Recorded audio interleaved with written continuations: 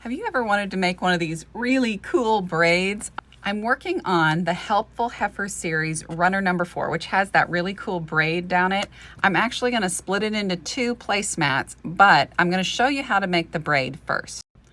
First, you're going to want to cut your fabric 1.5 inch by 7 inch. Now that will make a braid about this size. See how kind of big that is?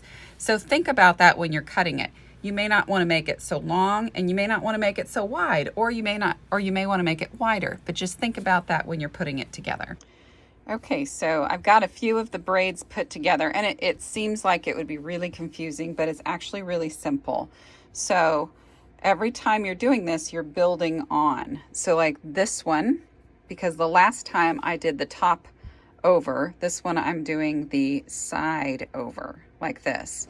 So I'm going to sew this one on with a 1/4 inch seam, and then once it's sewed on, I will sew this one on. And it gets a little shorter each time, but we're going to trim all that off just so it looks really cool.